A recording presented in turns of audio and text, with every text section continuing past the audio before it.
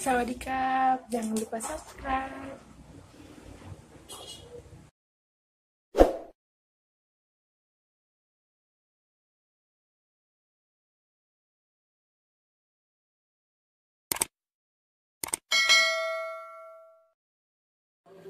Hai guys, kembali lagi di channel aku, Ayu Trisna Channel. Di video kali ini aku akan membagi kepada kalian tradisi unik pernikahan di Indonesia. Langsung saja.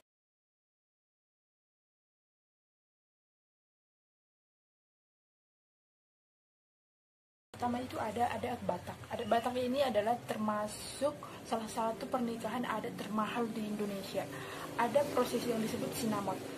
Keluarga kedua calon pengantin akan merundingkan mas kawin atau mahar. Mahar yang akan diberikan biasanya itu ditentukan oleh karir, status sosial, keluarga, atau calon pengantin. Semakin tinggi status, semakin besar juga mahar yang diberikan kepada calon pengantin pria.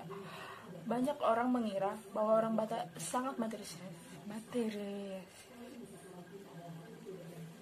Tetap di sini alasan nilai mahar yang nggak menjaga kedua calon pengantin dari perceraian setelah pernikahan. Makanya guys, orang Batak itu sangat jarang bercerai.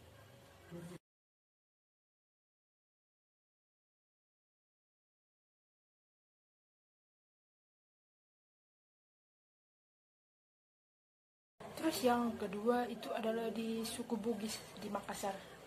Ada tradisi pernikahan yang dikenal dengan uang panai atau mahar yang diberikan oleh pengantin pria untuk mempelai wanita.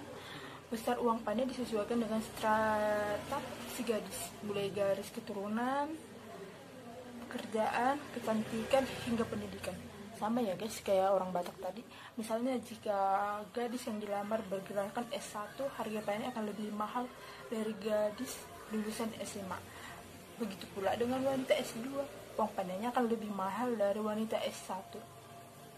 Sama ya, sama orang Batak tadi.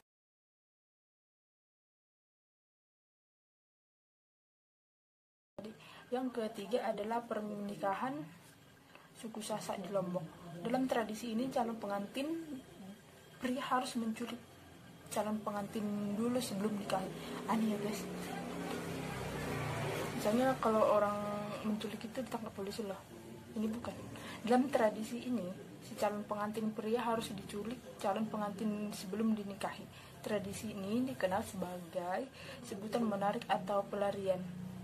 Caranya cukup sederhana. Gadis pujaan itu tidak memberitahu kepada orang tuanya bila ingin menikah.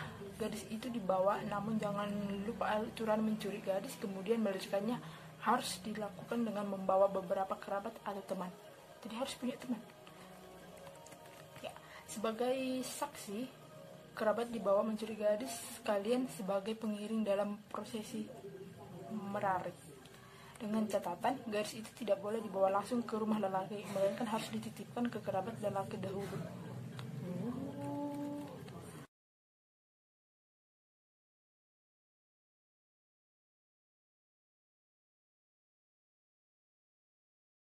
Yang keempat, ada tradisi Minang. Di tradisi Minang ini kayaknya uniknya. Misalnya dalam prosesi pernikahan keluarga, yang melamar itu adalah laki-laki. Yang ini beda guys. Yang datang melamar itu adalah wanita. Namun hal ini justru berbeda dengan pernikahan adat lainnya. Pihak keluarga calon mempelai bertindak melamar pihak laki-laki.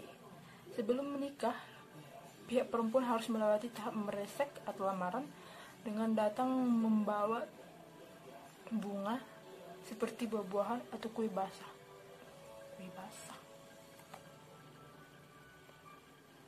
Kemudian menyusul dengan tahap kedua yaitu meminang atau batimbang tando. Nantinya keluarga itu akan mempelai akan datang kembali menemui mempelai pria tujuan meminang.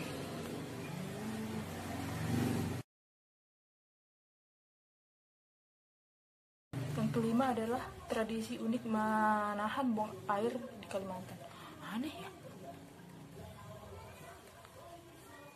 Itu tradisi ini berlaku masyarakat Tidung di Kalimantan. Dalam tradisi ini, pasangan pengantin baru harus dilarang masuk ke kamar mandi. Wow. Pasangan pengantin tidak diizinkan sama sekali untuk buang air kecil maupun buang air besar hingga 3 hari berturut-turut. 3 hari berturut-turut, guys. 1 hari aja nggak kamar mandi. Selama 3 hari pula, kedua pengantin akan diberi makan dan minum dengan sangat porsi yang minim. Apabila aturan dilanggar, maka pengantin akan mendapatkan musibah seperti perselingkuhan atau kematian sang buah hati. Nantinya setelah melewati masa 3 hari, pasangan pengantin baru pun diperbolehkan seperti biasa. Oke.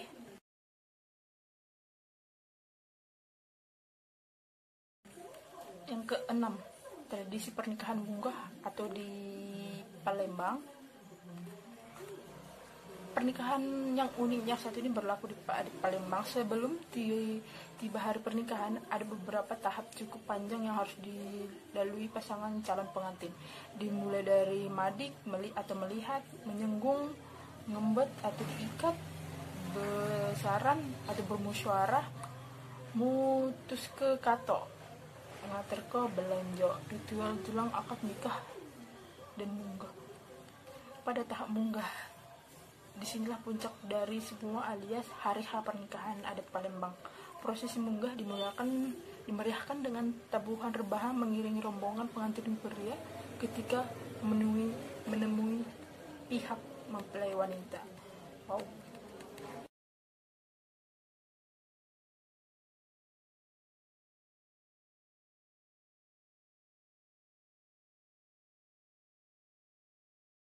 Yang ketujuh, ini ada tradisi pernikahan adat Jawa. Pernikahan adat Jawa seperti yang kita ketahui bahwa adat Jawa memiliki tahap panjang yang harus dilalui oleh pengantin. Yang pertama seserahan, yang kedua sisiraman, yang ketiga midodareni. Yang keempat ngerit, yang kelima dodol dawet. Cendol dawet.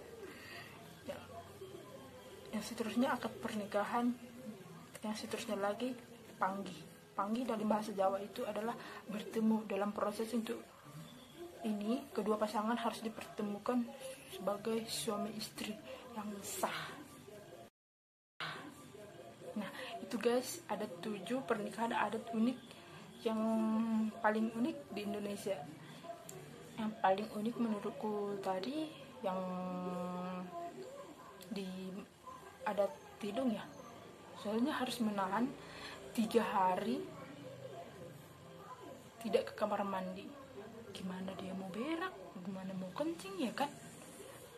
Ya begitulah guys, itu tadi informasi yang dapat aku sampaikan kepada kalian. Jika kalau ada yang salah, mohon dimaafkan. Terima kasih, jangan lupa subscribe.